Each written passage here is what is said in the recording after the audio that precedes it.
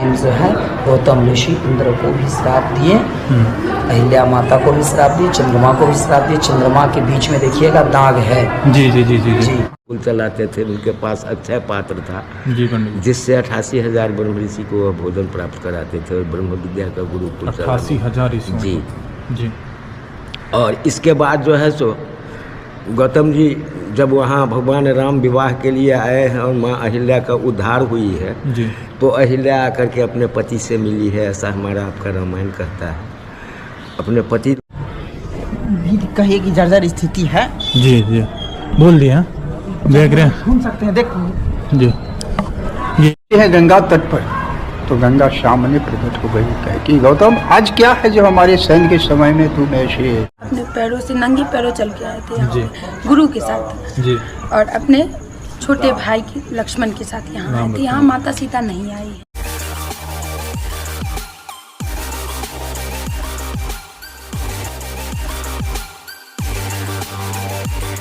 हाँ जी, तो हेलो दोस्तों, मैं हूं प्रणव, आ गया हूं एक नए वीडियो के साथ। तो पहले ही आपको बता दूं ये वीडियो बहुत स्पेशल होने वाली है। क्यों?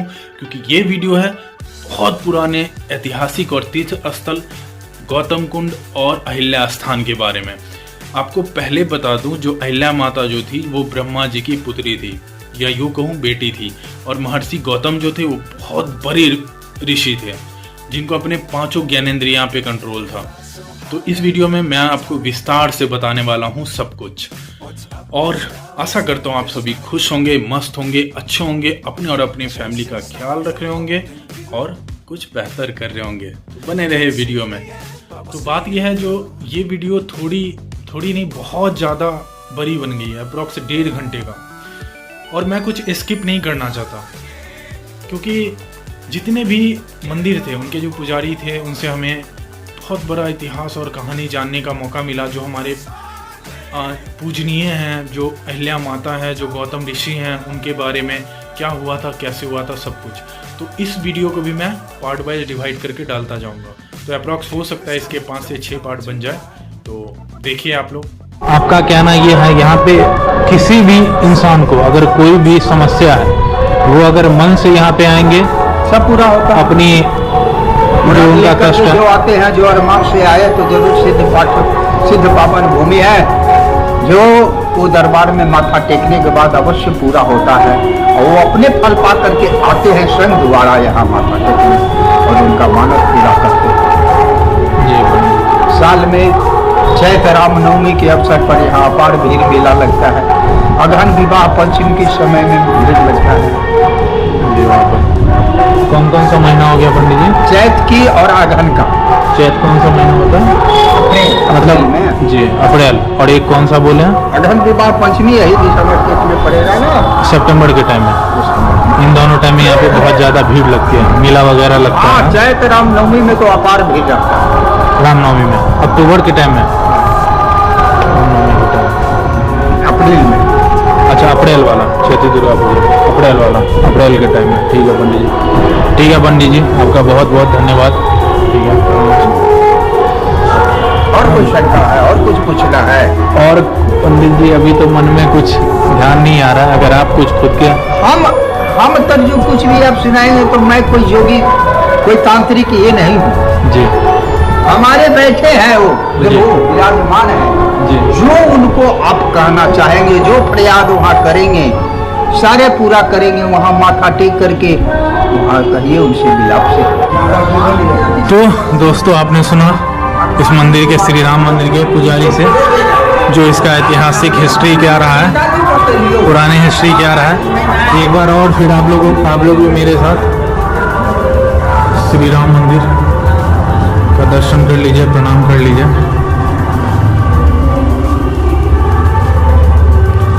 जय जय श्री सीताराम, जय श्री राम जी। से ये प्रसाद भी मिला है मुझे पंडित जी। जरूर हमारा फल वो दिए हैं, फल देने वाले वो हैं।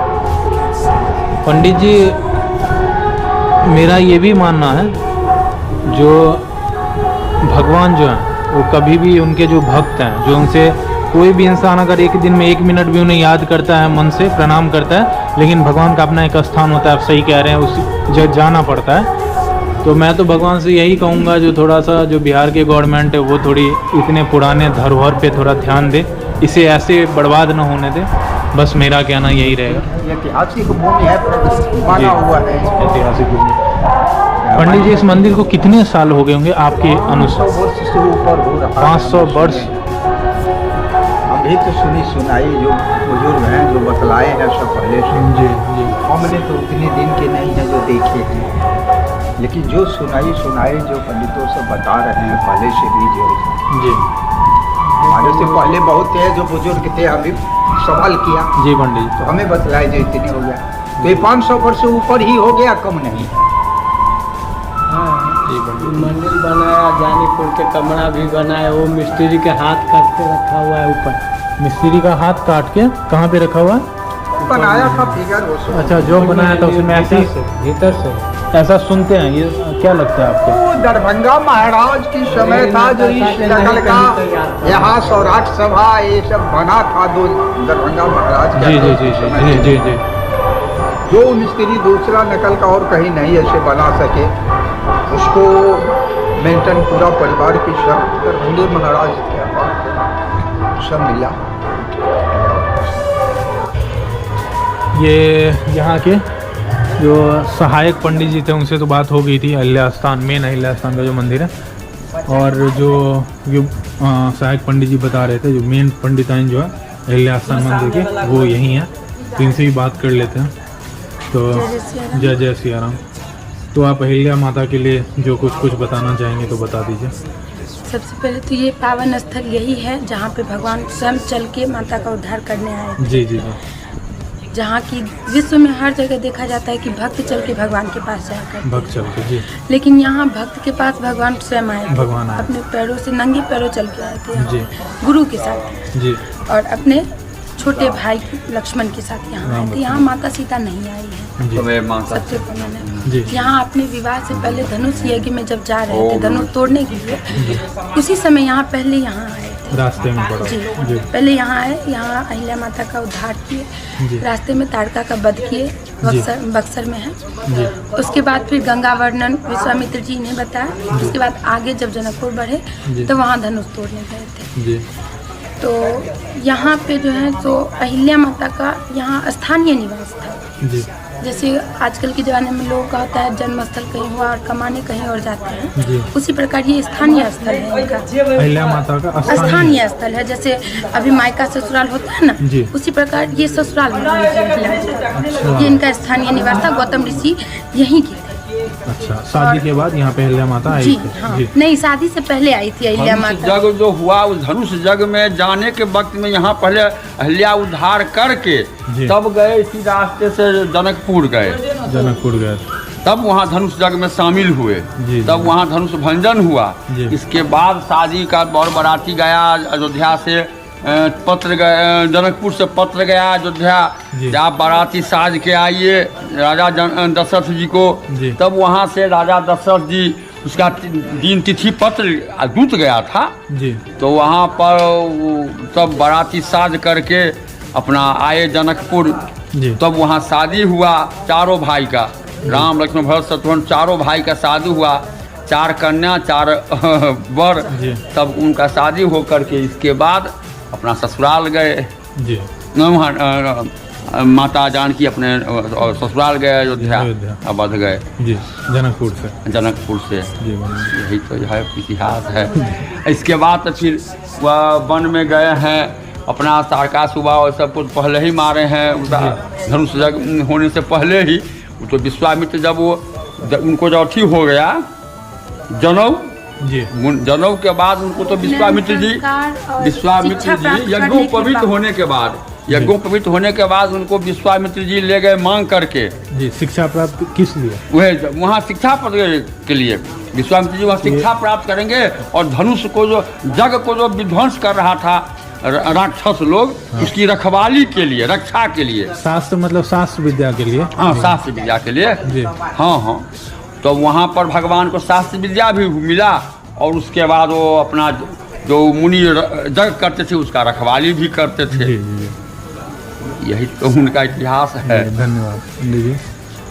तो आप अहिल्या माता के लिए ये बताइए। रामायण का जो है, राम जी पहले यज्ञोपवीत संस्कार के बाद गुरु के पास शिक्षा प्राप्त कर लिए, उसके बाद फिर अपने दरबार में आए पिताजी के पास। उसके बाद विश्वामित्र जी इनको मांग के ले गए थे दशरथ जी से, मतलब जनक दशरथ जी से मांग के ले गए कि अब तक तो आप रखें, इनको शास्त्र का मतलब हो गया, जो विद्या अध्ययन करना था वो भी हो गया, उपनयन संस्कार हो गया, मातृ पितृ जो भी इनका था मोह माया वो सब मिल गया, इनको प्राप्त हो चुका है।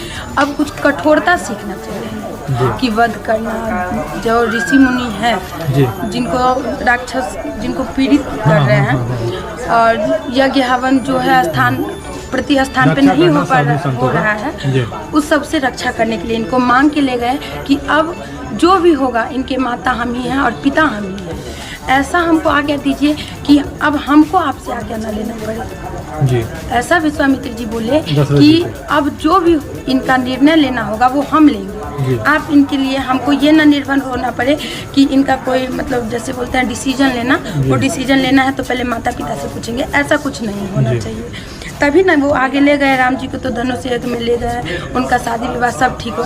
शादी तो उनका तभी हो गया जब वो धनुष भंग किए। यही था ना विदेह जी का प्राण जो विदेह किए यहाँ धनुष यज्ञ में धनुष तोड़ देगा वो सीता जी से विवाह कर लेगा, तो जब वो तोड़ दिए तभी उनका विवाह हो गया उनके साथ। उसके बाद पारंपरिक रूप से जो होता है वो हुआ उनका चारों भाई का शादी। और इससे पहले हम अहिल्या माता के बारे में थे। अहिल्या माता जो है सो ब्रह्मा जी की बेटी है। ब्रह्मा जी की बेटी, 5 बहन, तारा, कुंती, मंदोदरी, द्रौपदी, अहिल्या, ये 5 कन्या, 5 ब्रह्मा जी की बेटी है, जिनमें सबसे सुंदर अहिल्या माता थी। अहिल्या माता थी। द्रौपदी वही जो जिनका चीरहरण हुआ था। अच्छा ठीक है। मंदोदरी वही जो रावण की पत्नी है। जी जी जी। तारा, कुंती सब ये 5 कन्या, 5 बहन अपनी बहन है, 5 ब्रह्मा जी की बेटी। उनमें से जो अहिल्या माता है वो गौतम ऋषि की पत्नी है। अहिल्या माता का जब जन्म हुआ उसी समय ये बहुत सुंदर थी, मोहिनी के रूप में इनको जाना जाता था। तो देवताओं में हमेशा बात विमर्श रहता था जन्म के साथ ही कि कौन इनसे विवाह करेगा, किनके साथ इनका विवाह होगा। तो इनके लिए कहीं सुरक्षित स्थान नहीं मिल पाता था कि कहाँ इनका शिक्षा अध्ययन होगा, इनके लिए कहाँ सुरक्षित स्थान हो जहाँ इनको शिक्षा अध्ययन के लिए भेजा जाए। तो ब्रह्मा जी को जो है तो गौतम ऋषि जो है ना, ये इनका 5 इंद्रिय जो होता है ना लोगों का, लोभ मोह क्रोध जो होता है 5 इंद्रिय, वो गौतम ऋषि अपने तपस्या के बल से अपने वश में कर चुके थे। अच्छा। ये चाहते तो इनको लोभ मोह होता, अगर नहीं चाहते तो नहीं हो सकता था। इनको कोई बस में नहीं, कोई बस में नहीं करता। लोभ मोह कुछ इनके अपने प्रति नहीं आ सकता है। जैसे हम और आप हैं, कोई चीज वस्तु देखते हैं, पैसा हुआ, खाने का हुआ, कपड़ा हुआ, कुछ देखते हैं तो लोभ आ जाता है कि काश ये हमें मिल जाता। वो गौतम ऋषि में नहीं था। किसी चीज के प्रति जो भी हो, खाना पीना कपड़ा, किसी के प्रति मोह, कुछ भी इनको चाहते तभी हो सकता था, नहीं चाहते तो नहीं हो सकता। तो ब्रह्मा जी को इनसे सुरक्षित स्थान कहीं नहीं मिला जी।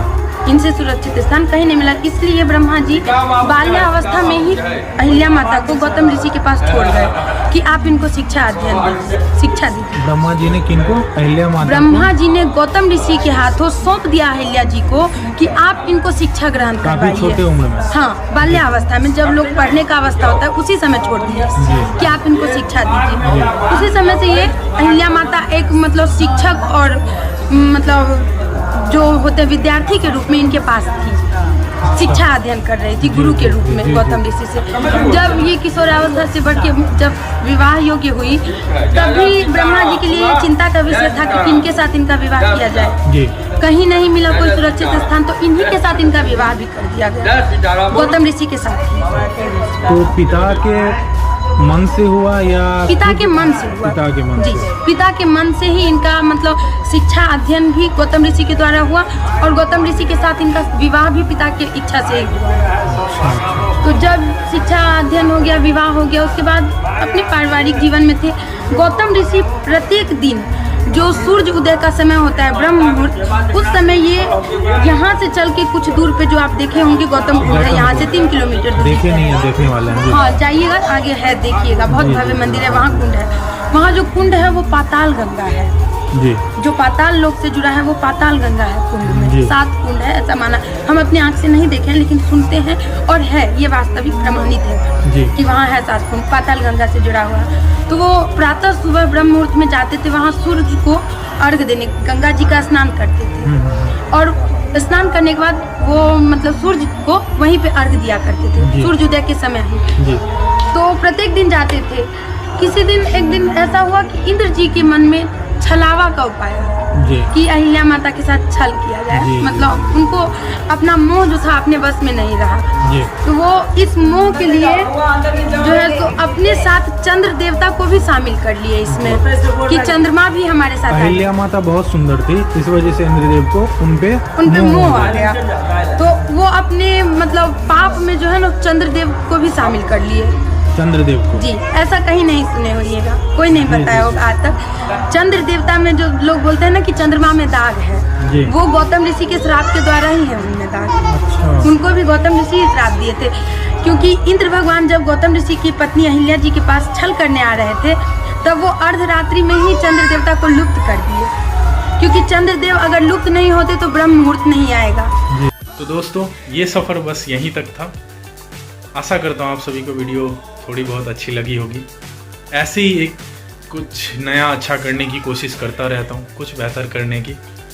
तो बस वही जाने से पहले अपना एक शायरी कि मुकद्दर शर्मसार हो गया तेरे रुखसार पर, कि मुकद्दर शर्मसार हो गया तेरे रुखसार पर, शानो शौकत ऐसो आराम और परिवार छोड़ आया बस तेरे एक दीदार पर। तो मिलते हैं नेक्स्ट वीडियो में। Bye bye, take care.